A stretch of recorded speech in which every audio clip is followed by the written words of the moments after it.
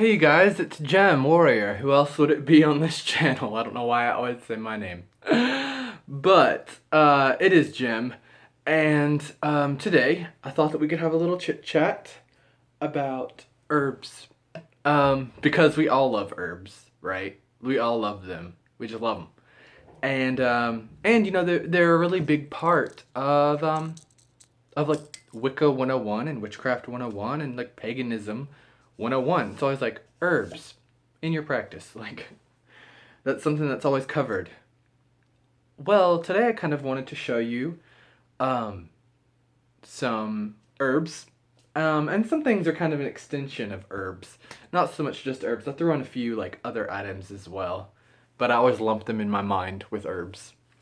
That are really important to me in my practice. I always wanted to show them to you. And some books, of course, about herbs that have been really important for me and helpful. And then, of course, my own experiences about herbs and new ways to think about herbs. Okay, so that's our checklist. I'll probably forget some. Let's get started anyway.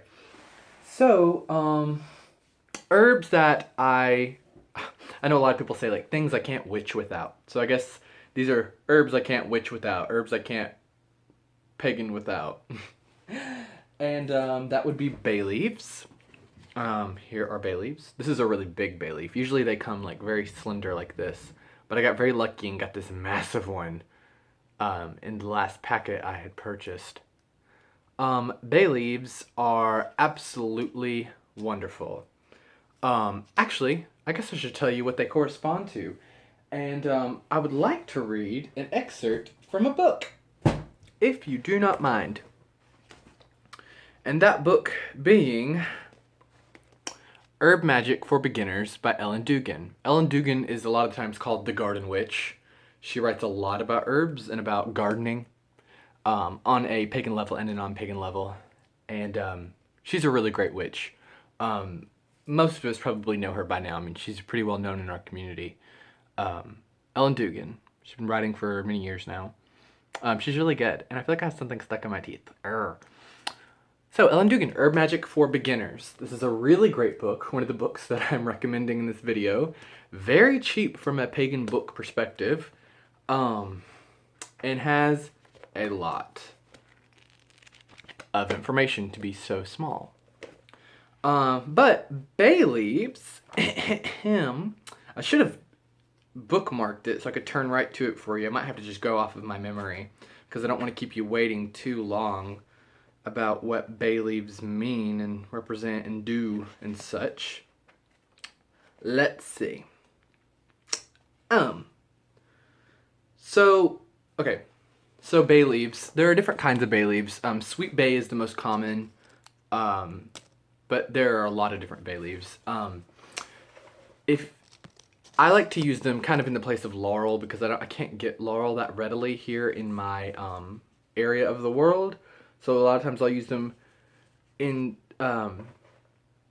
place of laurel because I work a lot with Apollo Belenus, and with Roman and Greco energy. But I like to wear them in the side of my ears sometimes, kind of like a laurel wreath, you know, like they would wear on their heads. I just like to kind of like place them on my ears sometimes to give me the kind of clarity that I need to listen to the gods more easily. See, it kind of makes me feel like I feel kind of woozy now just setting it next to my ears. No joke. They're very, very potent and powerful. Although these I've removed from a spell area that I've been using for a specific purpose. So who knows what's gonna happen to their energy now? But bay leaves, they're dried. These are dried. You can get these in seriously every grocery store in the herb section. You can get them whole like this, or you can get a powder usually. I like to get them whole and dried.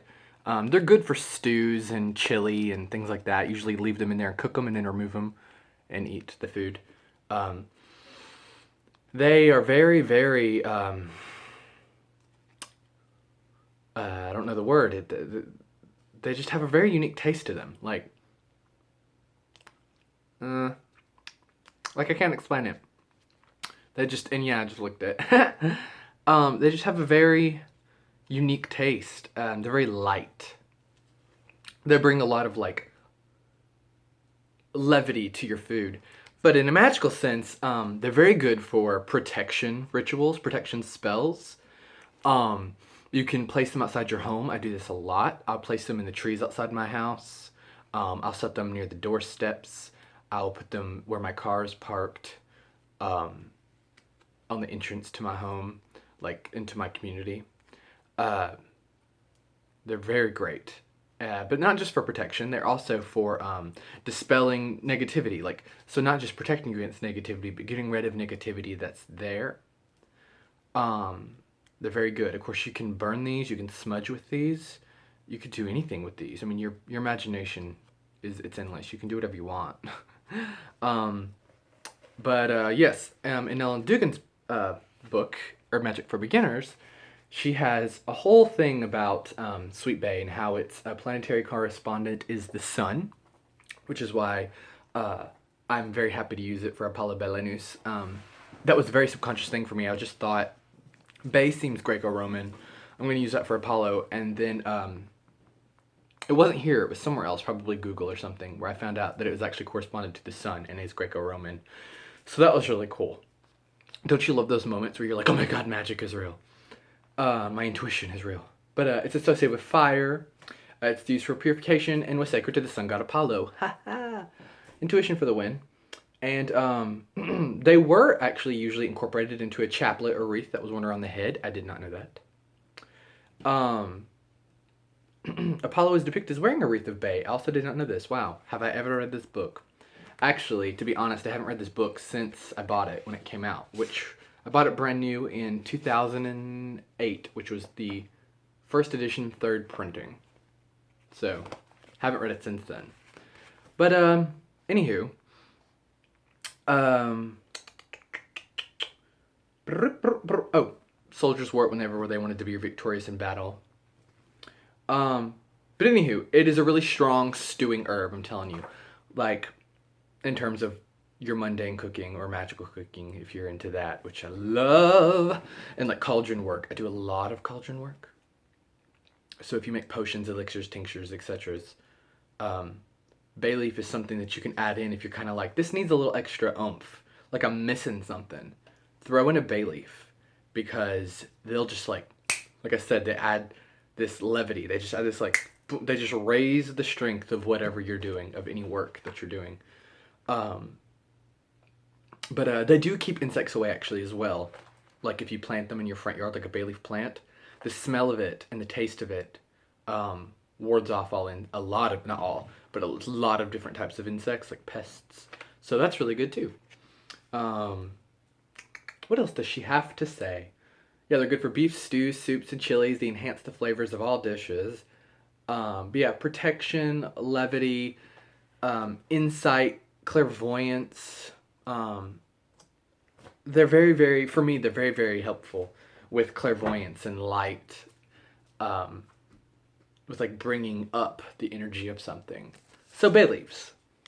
Can't believe I just talked about like 8 minutes and 26 seconds about bay leaves. But I like them. So bay leaves, I have to have those. I've mentioned this before, peppers. Any kind of peppers. Black pepper, like just black pepper from the table. Crushed red pepper, although is my preferred. This is a little bottle that I got from Walmart, actually, for like 75 cents. I have several of them. So cheap, so magical looking. Got them many years ago. They still sell them though. Red pepper, just like crushed red pepper, also comes right from the grocery aisle, the herb seasoning aisle of the grocery section. This one's a little more exotic. White willow bark. I love white willow bark. Associated with water. The water element. I associate it with my goddess Vivian that I've talked about several times by now. She's the lady of the lake. Water goddess energy is definitely in the white willow bark. Intuition, psychic powers, because it is willow. So it's associated with the Celtic Ogum. Salia, which is intuition. So dream magic, if you're making like pillows or stuffing a pillow for dreams, you could add some white willow bark. It's available through a lot of specialty shops or online because we live in a global culture now, thank goodness. You can get these from a lot of witchy sites online, like Magical Cat, Azure Green, a lot of places. It's awesome. Another pepper that I like is just dried chili peppers, chili japones. I love these a lot for a lot of reasons. Because I don't want to go on for another 8 minutes, I won't elaborate. But they're fantastic, and I love them. And again, you use these like you would any pepper, so it's like a kick in the face to whatever you want to use. So if you're into like dark magic, like black magic, then definitely the chili pepper is your friend. But if you are just into like attraction magic or negation magic, chili pepper is your jam. It will bring things to you, but it'll also, I mean, it is very strong. It will expel a lot of negativity. I like to bury these in the ground, usually outside, to keep unwanted guests away. Like it a lot. Um, yeah, they have very much have that like mirror aspect to them, where it's like if anyone brings any bad energy to you, and you've got chili pepper on you, or in a spell you've just cast, it's gonna poof, throw that shit back to them. Chili pepper's awesome. Just all kinds of peppers. I'm speaking of just peppers in general right now. Pepper is awesome. I don't know why more people don't use it in their practice. It's very big in a lot of like the African pagan traditions, Christo pagan traditions, um, South American traditions. Peppers are awesome, awesome, awesome. They're so badass. You can do anything with them. I mean, you can do anything with them. So I can't live without that. Olive oil. This is again just a little thing that I bought from Walmart actually as well. Just a little container to keep it in, aside from my cooking oil. So this is just olive oil, and I think this is extra virgin probably, but olive oil. I love to use olive oil in a lot of my potions, um, because for me it adds kind of a almost like a logical element of like mystery to everything that I'm making. Like it basically allows me to have room for excess, for like extra energy, extra magic. Like if I'm casting a spell for protection, and or crafting a potion for protection, and I am putting all my ingredients in there, I might cover them, drizzle them in olive oil, or soak them in olive oil, um, to kind of like add in what I might be forgetting or missing. Does that make sense? It's kind of like this is me kind of inviting in my gods and spirits and being like, add in your extra oomph, you guys, with this olive oil. So it's very much like a avatar for me, or a vessel for other energies. I love olive oil. Um, it is very much a warrior's. See, I was gonna say herb. A warrior's magical ingredient. It's it's so potent in terms of like warrior energy. Sometimes I like to lightly put it on my temples, um, and my hair sometimes, if I need to feel a little extra strength throughout the day, because it is so strong. It carries so much strength to it in terms of that warrior spirit. So if you need a little backbone, use olive oil. Also, I didn't bring it in here, but tea tree oil as well, I like to use for very similar reasons. Salt, of course. I won't go on. This came with this bottle came with a vase of flowers that my boyfriend got me one time, and I like to keep my salt in here. And it's just kosher salt. Occasionally, I'll use sea salt, but I've very much at the moment very big into kosher salt. Um, I got it for like $1, the actual salt in here, from the Dollar Tree. It's a kosher brand called Old World. It's awesome. But you can get coarse like rock salt too if you want, but I don't need to go into salt. We know what salt's used for. Salt's magnificent. Can't witch without that. And then witch hazel. This is also a vase that I had some flowers in. Um, witch hazel. I like to keep it in a big open vase like this because I use it a lot. Like a Lot. Witch hazel, I use it on everything. I rub it all over my body to clear out negative energy. I use it to work like water magic, ice magics, cool magics. Like, and when I say cool magics, I mean like magics that have to deal with like freezing something, like metaphorically in my life, or putting something on the back burner, taking something off of my plate right now. You can of course use witch hazel in a lot of your potions and astringents, potions, tinctures, etc., as elixirs. Witch hazel, I mean, it has our name in it, you guys. It can also be used for spell workings of enlightenment if you want to bring something to light. So I use it to kind of remove things from my life, not permanently, but when I need to clear space and I need less distractions, I cast a spell with witch hazel. Also, when I need to bring back things that I may have forgotten, I use witch hazel.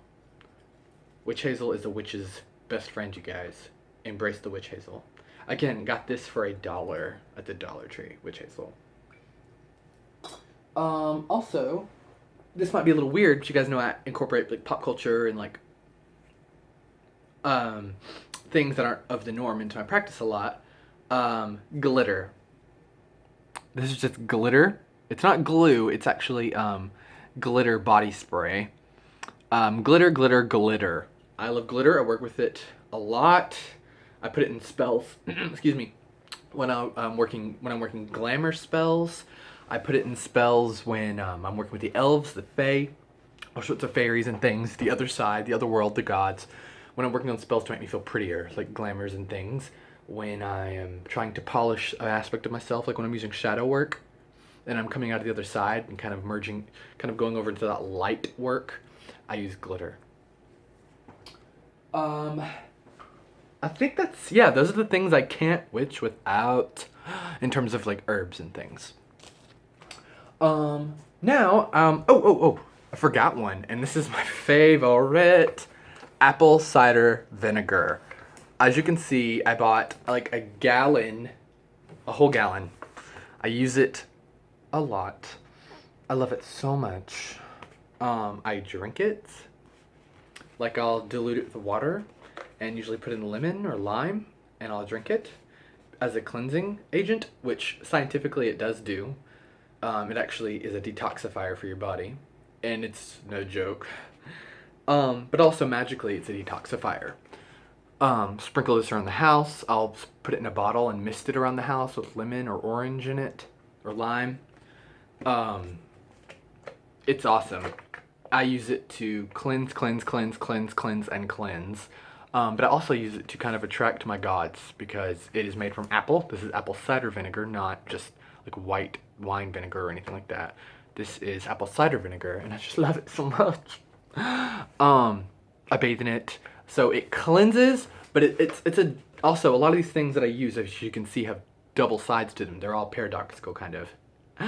Apple cider vinegar kicks the shit out of all the negativity in your life and in your body, but it also draws in things. So since it is apple based, apple we get from again Ogham, the Celtic divination system.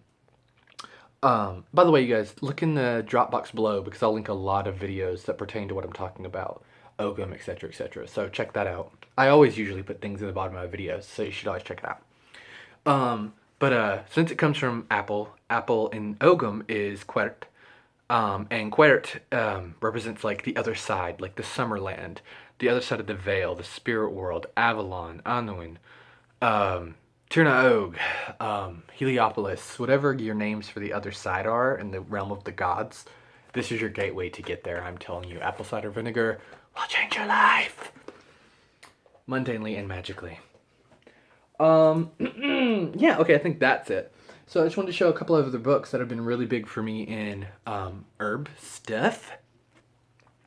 And that is Between Heaven and Earth, A Guide to Chinese Medicine. This book is badass.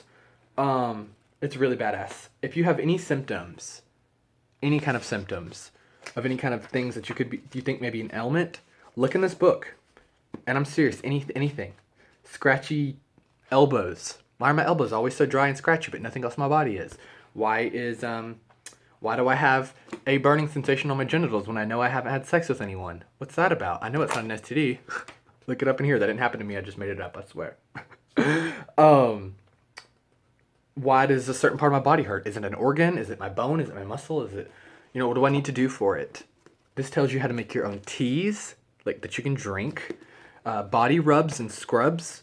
But it's all really easy, you guys. It's not a lot of work, and it's all based off of Chinese medicine. And they tell you like what kind of foods you can eat, what kind of diets you should be on based on your body types or your religious beliefs or your zodiac sign, the Chinese zodiac sign. It's really awesome. They talk about all kinds of foods and what they do for you and the magical properties of said foods. So like grapes, pineapple, plums, like very normal foods, like lasagna. Like, I'm serious, you guys. This is a really good book, Between Heaven and Earth, A Guide to Chinese Medicine, by Harriet, I don't know how to say this, Harriet Bainfield and Ephraim Korngold.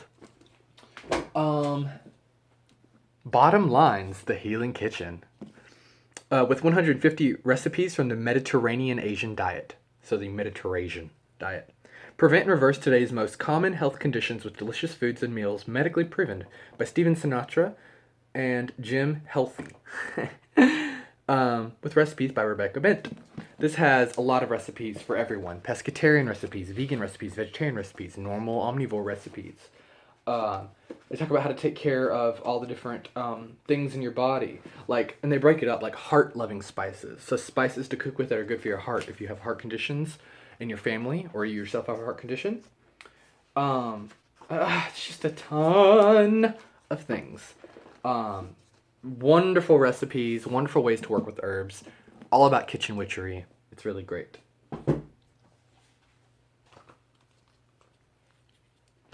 And then these are some magazines that I have just found helpful in terms of herb information for me. And general magic, you guys. These are great, great magazines. Sage Woman, and yeah, I know. But I don't care. I buy Sage Woman. Here's, this is actually, she was a few years old, but just an example of what you'll find inside. It's Sage Woman, celebrating the goddess in every woman. It comes out 4 times a year with each season. And this one had Finding Our Balance. That was the theme of the issue. So, Ma'at the Balancer, Temple Days, Longing for Wholeness, Walking with Balance, Ritual to Guide and to Ground and Center, Into the Deep Dark Wild, and Replenishing My Spirit. Those are some of the names of the articles inside.